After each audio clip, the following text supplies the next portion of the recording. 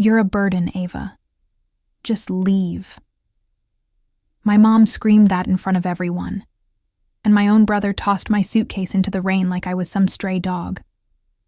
I stood at the door, soaked, shaking, and holding back tears, as my own family shut the door on me. Forever.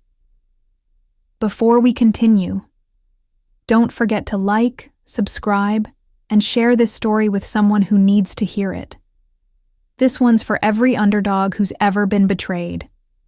That day was supposed to be a simple Sunday dinner. My Uncle Greg and Aunt Melissa were visiting. The house smelled like roasted chicken and resentment. I'd just lost my job at the bookstore a week ago, and I was trying to keep it quiet, but of course my cousin Emily accidentally brought it up. She's been unemployed for weeks, she smirked, sipping wine like she was auditioning for a soap opera. Still living off Mommy and Daddy? That's when Mom snapped. You're 26, Ava. You bring nothing to this house.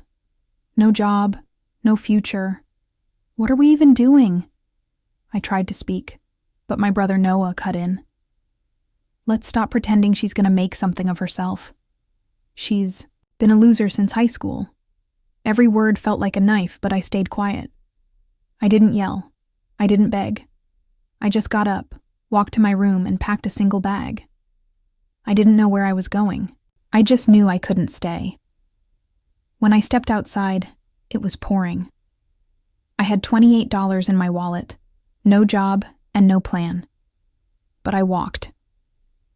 3 hours later, I found myself in the corner booth of a 24-hour diner. My hoodie was drenched, and the coffee I ordered barely warmed me up.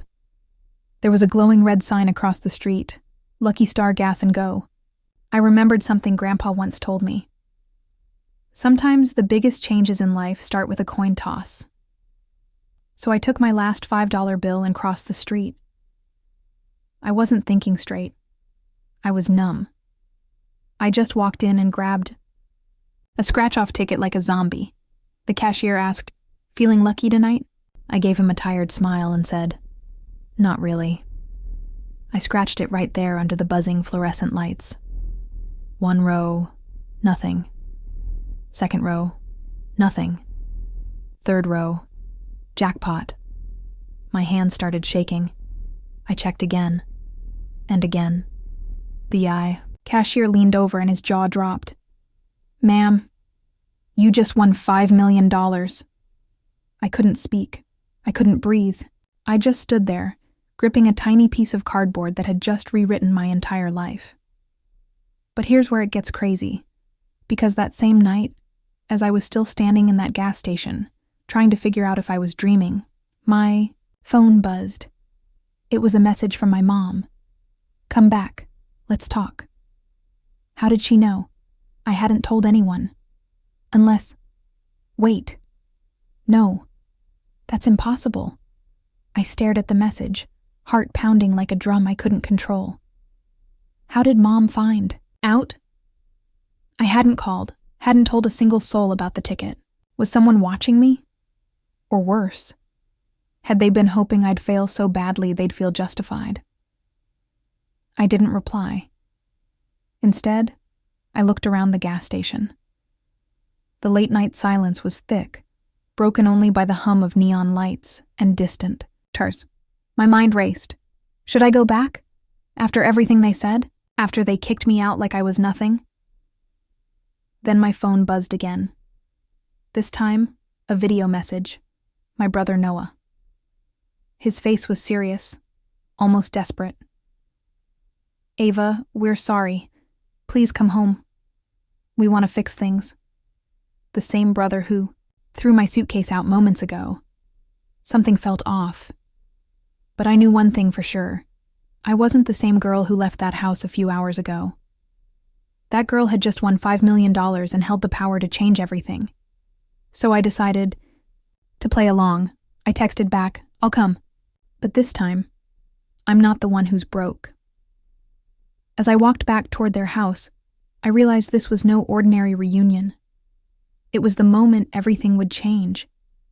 Because they had no idea just how much I was holding in my hands, and how far I was ready to go.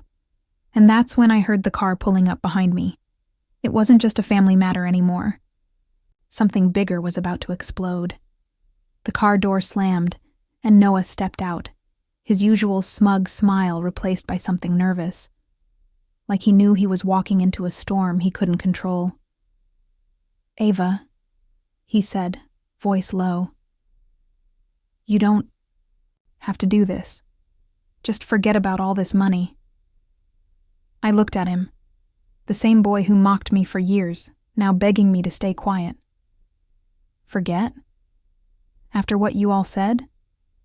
You think I'm just going to forget that? He swallowed hard. Mom and Dad, they're worried. They don't want this to get messy.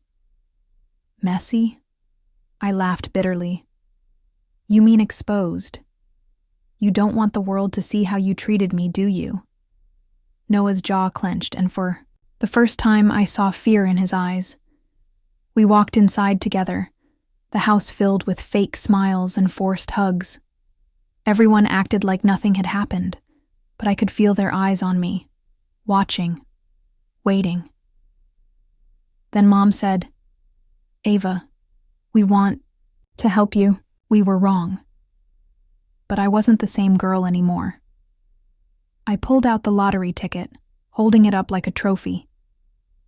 Help? This just made me $5 million richer than any of you. So tell me, what exactly do you want from me now? The room went silent. My family's faces drained of color. That night, I held all the power. But little did they know, the real game was just beginning. As the shock settled in their faces, I leaned back, savoring the moment. For years, I was the worthless one, the family joke, the girl no one believed in. And now, I was holding the ticket that flipped everything upside down. But winning the lottery was only the beginning. I had plans that none of them could even imagine. Mom tried to steady her voice. "Ava, this money, it changes things. We can help you invest it. We want to be part of your future." I smiled coldly. "Funny. When I needed help, you turned your backs. Now you want a slice of my success? Sorry, that door's closed." Noah stepped forward, desperation creeping into his tone. "Look, we can fix this. We can keep it quiet. Work together." "Work together?" I echoed. "After all the years you tore me down? No. I'm done being your charity case." I pulled out my phone and opened a message thread I'd kept secret. Emails, screenshots, proof that my so-called family had been sabotaging me behind the scenes. The job they told me I lost wasn't just bad luck. It was because of their interference. Their eyes widened as I hit send to the group chat titled Family Secrets.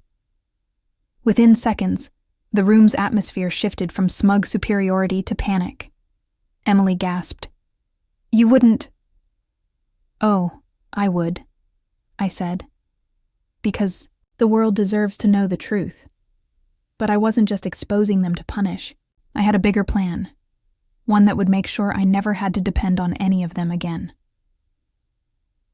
That night, as they scrambled to cover their tracks, I was already 2 steps ahead, calling financial advisors, planning investments, and building a future that would crush every doubt they ever had, because this was more than money. It was my comeback. And trust me, they hadn't seen anything yet.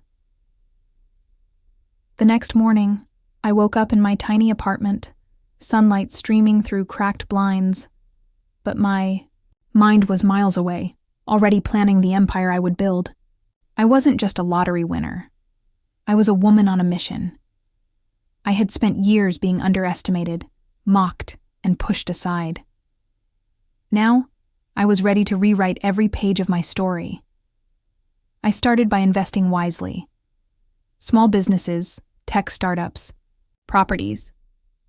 Each decision calculated, each move designed to grow my fortune quietly but powerfully. I hired a lawyer, not just to protect my winnings, but to prepare for what was coming. Because I knew my family wouldn't just sit back. They wanted control, influence, even a piece of my new life. But this time, I was the one holding all the cards. Weeks passed, and their attempts to reach me grew desperate. Calls, texts, even messages through friends. But I kept my distance, watching from afar as their arrogance slowly cracked. Then came the day of the big reveal, a family gathering, my dad's birthday, invitation only, filled with the same smug faces that once sneered at me. They expected me to walk in broken and begging. Instead, I arrived with my own entourage, lawyers, financial advisors, reporters. The room froze. "Surprised to see me?" I said, my voice steady and clear. I handed my dad a thick envelope.